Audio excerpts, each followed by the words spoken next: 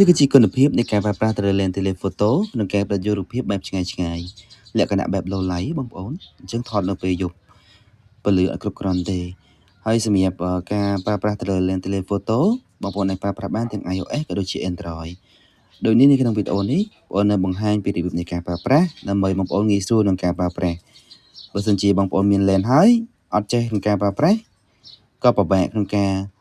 ទទួលបានរូបភាពឬមួយក៏វីដេអូដែលល្អចេញពី lens មួយនេះដែរអញ្ចឹងបងប្អូននឹងបង្ហាញពីរបៀបប្រើប្រាស់ចាប់ពីដើមរហូតដល់បញ្ចប់ចឹងបងប្អូនកុំតន់តាណាអាចទស្សនាជាមួយនឹងវីដេអូនេះបានណា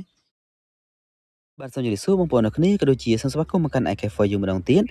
ដើម្បីប្រើប្រាស់ lens បានបងប្អូនត្រូវដឹងមួយណាជា lens ដើមរបស់ smartphone បងប្អូនអញ្ចឹងបងប្អូនយកដៃមកបិទទៅលើ lens ហើយឆ្លួលលើ lens X មួយណាជា lens ដើមគឺងងឹតដែរបងប្អូនណាហើយបងប្អូនប្រើជាមួយនឹង lens ហ្នឹងទៅដើម្បីទទួលបានគុណភាពល្អព្រោះ lens មួយហ្នឹងគឺជា lens ដែលមាន megapixel ធំជាងគេអញ្ចឹងបងប្អូនអញ្ចឹងមុននឹងចាប់ lens clip ឬមួយក៏ឧបករណ៍ចាប់ lens បងប្អូនត្រូវការជួយសម្អាតសិនមក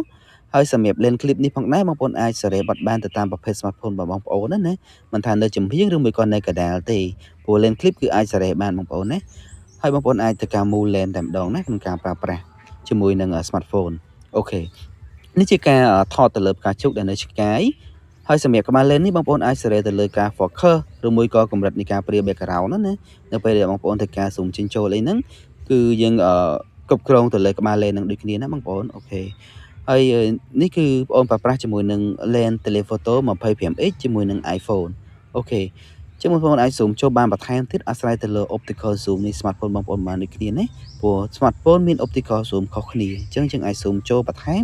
ក៏ខុសគ្នាដែរបងប្អូនណាប៉ុន្តែ by default ជាមួយនឹង lens គឺវាមានកម្រិតទៅតាមប្រភេទនៃ lens ចឹងទៅមិនថា 25x 32x ឬមួយក៏លើនឹងទេណាបងប្អូនអូខេនេះគឺជាគុណភាពដែលចេញពី lens telephoto ជាមួយនឹង iPhone ហើយសម្រាប់ឈុត lens telephoto គឺបងប្អូននឹងទទួលបានមួយឈុតដូចនៅក្នុងរូប